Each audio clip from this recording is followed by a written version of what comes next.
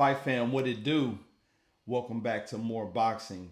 For today's video, we're going to be talking about the Jake Wyllie versus Paul Fleming fight. Before we get into the video, this is a member requested video, so I'm going to break the video down for the member. Thank you for asking about this particular fight.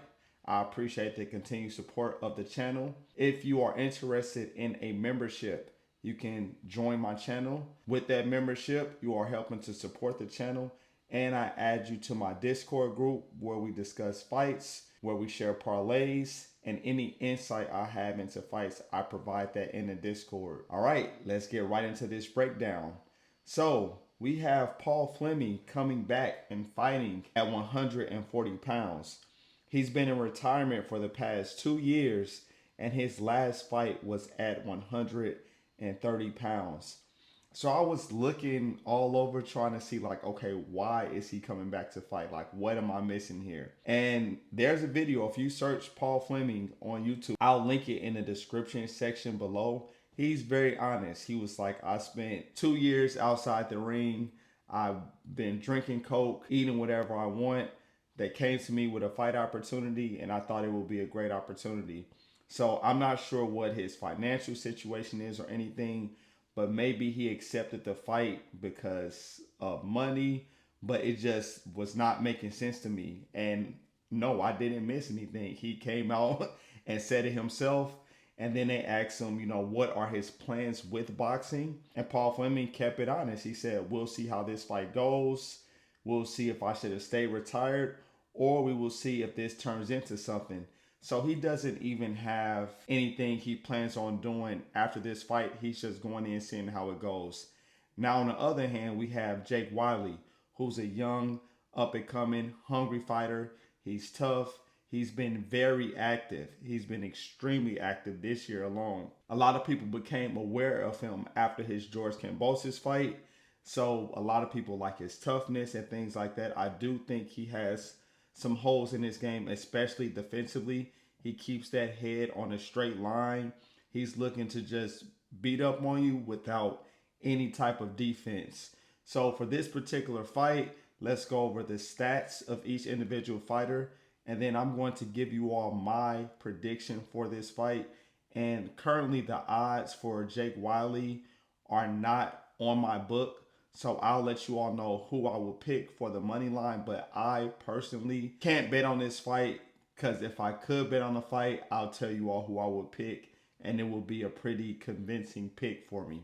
All right, so we have Jake Wyllie. He is 18-2. Australian. He's 25 years old. Fights at 140 pounds.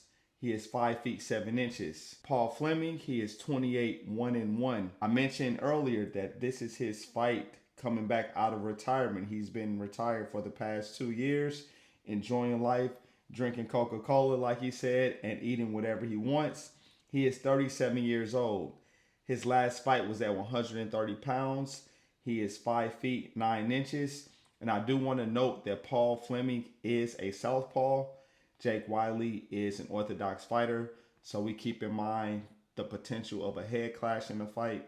I always bring that up when we have an orthodox versus a southpaw fighter. Now, how do I see this fight going? I mentioned earlier, I do not like the defense of Jake Wyllie. He keeps his head on a straight line, so I think there will be chances for Paul Fleming to land that left hand out of that southpaw stance, and that right hook. I think he'll land that pretty much whenever he throws it. Now, this is a 10-round fight. So with Paul Fleming essentially coming back, what I would say off the couch, back into fighting at 140 pounds, I think he is going to get gassed. I don't think his timing is going to be there. I think he's going to be there to be hit. He doesn't do well with pressure. When guys are coming forward, Paul Fleming has his head straight up, and Jake Wyllie is going to come forward with pressure. He's going to be throwing a lot of power shots, and most importantly, he's going to be throwing to that body of Paul Fleming. Now, one thing Jake Wyllie does do very well is throw body shots, and he has power in those body shots. So I think he is going to hurt Paul Fleming to the body. I think he's going to drain him, and it would not surprise me if in this fight we see a stoppage with Jake Wyllie stopping Paul Fleming. But my official pick for this fight is going to be Jake Wyllie on the money line because currently on FanDuel the odds are minus 245. So those money line odds are not bad at all. Method of victory is going to be a little more risky, expecting him to stop Paul Fleming. But like I said, I think he can do it just from the weight, Paul Fleming being out. And I just do not see him being able to go 10 rounds at a very competitive level. But I do see the fight being entertaining, especially those first 3 or 4 rounds. I expect both guys to land big shots. Neither guy has really good defense. I will give the defensive edge to Paul Fleming. He does slip his head. He does roll shots. But when he backs up, he has his head and chin up high. So he kind of backs straight up in a sense. Now, with Jake Wyllie, his defense is non-existent in my opinion. He's looking to hit you, hurt you, and get you out of there. He's not really worried about being hit. You'll see him get hit sometimes and even celebrate after being hit. So my official pick for this fight is Jake Wyllie. Thank you to the member for requesting this video. Let me know you all's thoughts on the fight down below, and I will catch you on the next video. Like the video, subscribe to the channel, and I'll catch you on the next one. Peace.